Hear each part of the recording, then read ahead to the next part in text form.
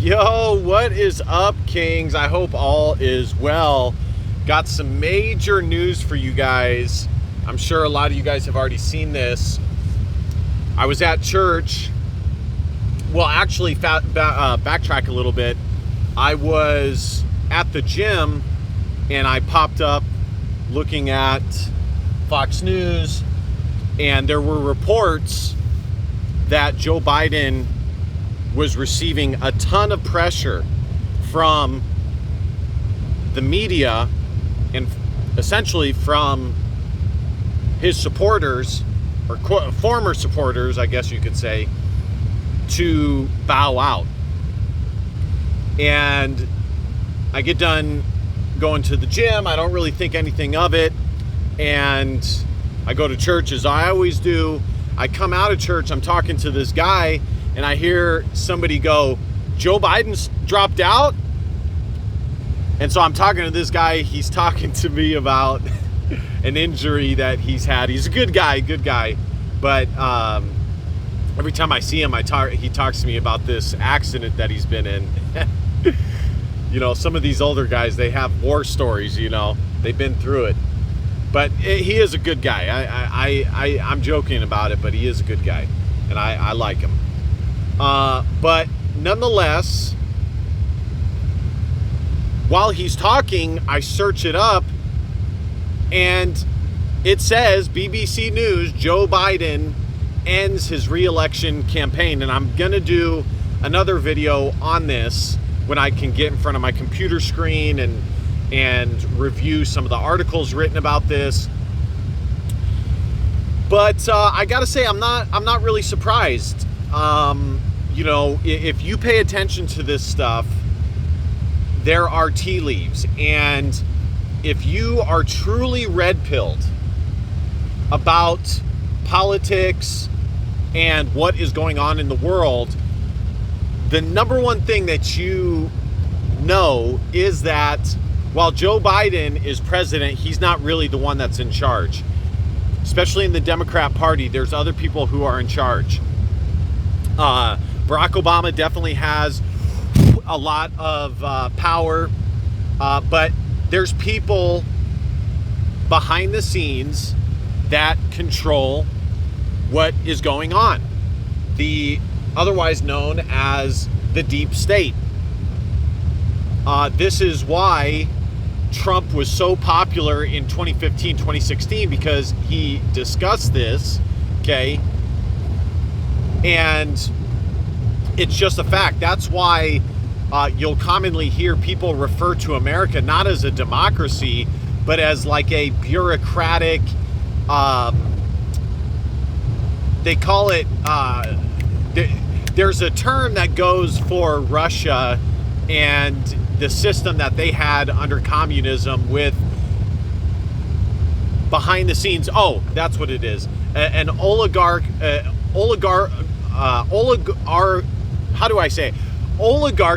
democracy. Oligarchy democracy. In other words, there's an oligarchy much like Russia that is actually in power behind the scenes that is making the major decisions. So now coming back to Biden, this guy, after his performance or lack thereof in the presidential debate, in which, by the way, I discussed this, I don't think Trump did that amazing. In all honesty, I think Trump put forth a fairly average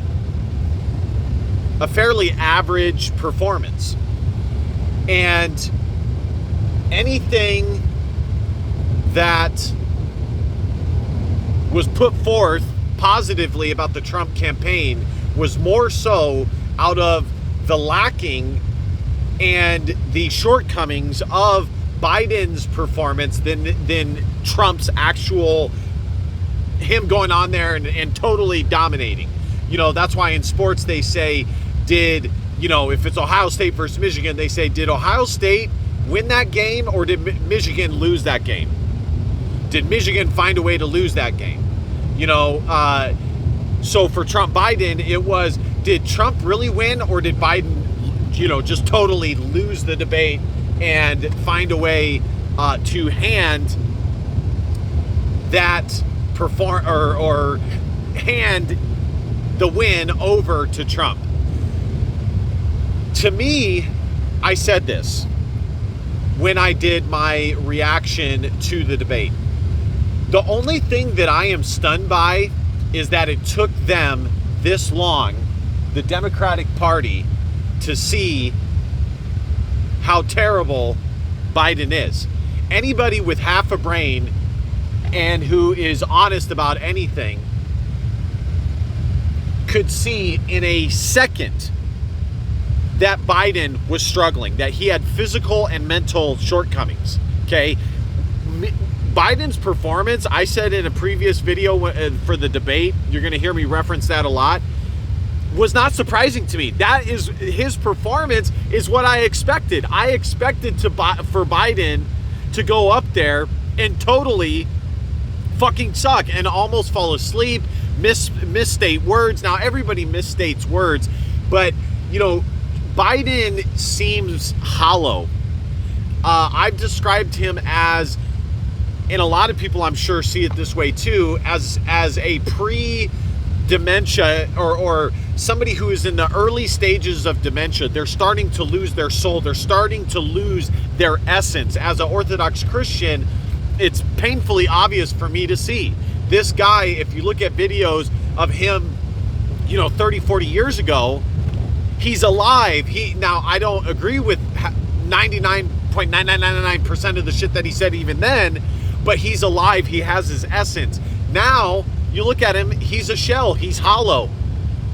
There's no... this is not high energy. He's not high energy. Nobody looks at him and goes, oh, yes, this guy is going to be able to go to Putin and get and be able to hammer out a deal and get what he wants. This guy is going to be able to negotiate with Hamas or whatever, whatever the case. Nobody believes that because he is hollow. He has no energy. He's old. And honestly, and I'm not saying this like jokingly, I legitimately believe this. His mental capacity, and Republicans talk about this too much. This is why I'm hesitant to even mention this. It's just the reality of the situation. I think Republicans talk about it far too much. But Biden, his mental capacity is very limited. Everything seems like a marathon for him to say, for him to do. And then after the debate, in which there was already a ton of pressure, however, much of the DNC was basically split into two camps. Okay, you had those who, like Barack Obama, who stood by him, but admitted the poor performance that Joe Biden had, but they still sent out a tweet or message of support.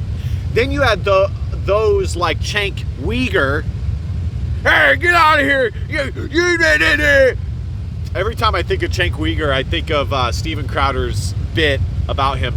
I don't love Steven Crowder these days, but he sure did do a Cenk Uygur impersonation very good. And especially nowadays, Cenk is like, hey, you Republicans, Republicans conspiracy. Oh.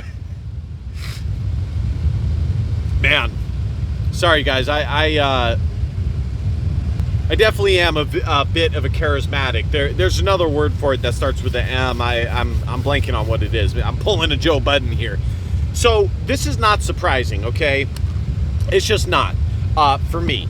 And then fast forward, you had those two camps. You had those like Cenk Uygur who totally wanted Joe Biden out. They knew that they wouldn't have a chance in hell, that they were throwing away this election. But honestly, for a second there, it was looking like Biden would be able to persevere. And of course, the Biden family, while they don't pull all the strings, of course they want to hold on to power, okay? These people have worked their whole lives. Now, I don't think Biden himself is in a state to want and hope for any of these things. He doesn't have the essence to do so. But those in his family absolutely want to hold on to the power, the newfound power that they have been enabled by Biden becoming president, either corruptly, forcibly, or legitimately. Most people, I think, at this point know that it wasn't legitimate. And then fast forward, Biden is at some event and he is introducing Ukraine's leader, and he calls him Putin. He calls him to the stage and calls him Putin. And then when referring to Kamala Harris, he refers to her as Vice President Trump, as his Vice President Trump. And here's the thing, guys, like I said, everybody misstates words. You should try and minimize how often you misspeak and misstate, mispronounce words. You should try and be clear and concise, especially when you're president. The bottom line is, being president, you have a tremendously high expectation for what is expected of you. Okay, the resume, the qualifications have to be supremely high because we want the best person to lead our country. Most people do anyways. Or you should want the best person to lead your country. And if Biden was kind of just like coming up with this stuff off the dome and he was kind of winging it, okay, going off script or that sort of thing, it would be somewhat more understandable, okay? But Biden uses a teleprompter. He has to. He no longer has the ability to wing it or go off script, off teleprompter. He does not have the ability to do so, guys. He just doesn't. And so he's making these mistakes with a teleprompter. That is problematic. So anyways, here we are, guys. And the heat, the pressure was just going further. Just to wrap this up, because I'm going to end up doing another video for this. The bottom line is, for me personally, his performance and what I have seen from him of late is not surprising. Everything I have seen is what I have seen for the last 4 or 5 years from him, including in the lead up to the 2020 election. That is why they bunkered him in a basement and refused to allow him to debate Trump in the debate or for presidential the presidential race. They refused to allow it because they knew where he was at. But they were able to get away with it because of COOF. They were able to get away with it because of the so-called pandemic. Fast forward, we're coming out of it. That's no longer the case. People are coming, are much more out and about. They're going back to normal. They agreed to do the debate, and he got smoked. So for me personally, I'm not surprised. This is what I have seen for the last 4 or 5 years with him. This is not a newfound thing. I expected this. The only thing that is surprising to me is the Democratic Party being surprised by this. I mean, what were they looking at? What were they watching? It just goes to show how much bias can play a factor in misjudging and having a misconception of what actually occurred. Two people can watch an event unfold and come up with two drastically different thoughts and opinions on what actually went down. And Biden is a perfect example. For conservatives, this is not surprising. We've seen this. But for the Democrats, obviously this is surprising for them because they did not have another plan. They had nothing. You know how, guys, the election is in 2 or 3 months, okay? The alternative, and this is the last thing, so just to wrap that up, obviously, they were either lying to themselves, coping, which I think is definitely likely, and 2, I think it's an and proposition rather than an either or, and they thought that they were going to be able to force Trump out of his re-election bid for president, either through the courts, attempting to get him in jail, or by supporting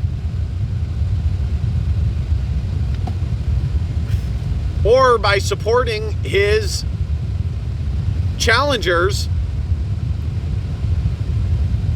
on the Republican side. And this is why it bothers me so much that Trump is allowing these traitors in his re-election campaign. DeSantis, Nikki Haley, Ted Cruz. Now, Ted Cruz is probably, he's gotten better the last couple of years, but he definitely was full-blown establishment early on, okay? You guys know exactly who I'm talking about, the people who, and don't forget it, who went against Trump. They were paid as opposition to Trump. Now all of a sudden they're on the same team when they took the money to go against him? Don't forget that, guys. Don't forget that. They think you are stupid. They think that you are stupid enough to forget those things. Don't forget that Paul Ryan vehemently opposed Trump. Don't forget that in 2015, 2016, the Republican Party, the establishment, did everything they could and threw the entire kitchen sink towards not having Trump be the Republican candidate in 2016. But unfortunately, guys, before I would probably go on a big tirade about it, but I'm not going to any longer because I just don't care. Trump has made the wrong choice. He has brought people into his campaign that are full-blown establishment. They're full-blown traitors. They are people who actively went against him and his interests, name-called him in the media.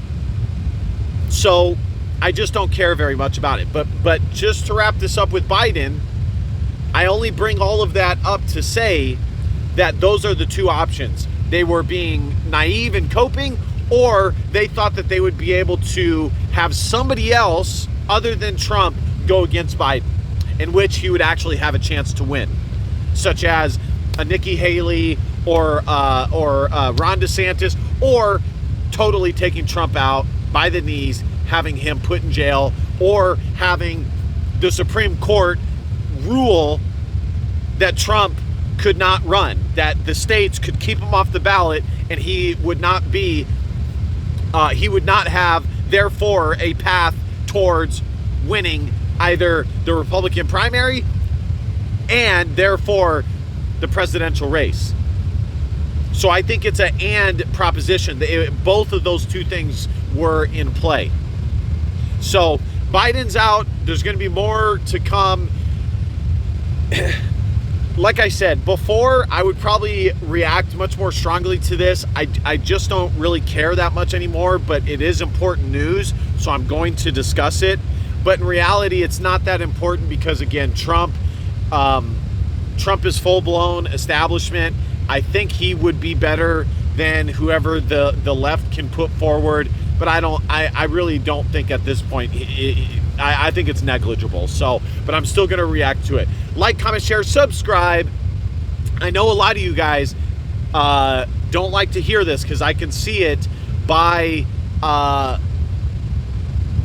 numbers. There definitely are a lot of you guys that watch my videos that might be living in ignorance on this subject. I think a lot of you guys, and I understand it, really support Trump. I used to as well, and are upset at me for taking the stances that I take. But I've told you guys many times before, I will not lie to you. I will tell you guys exactly what I think on any given subject. All right, guys, like, comment, share, subscribe.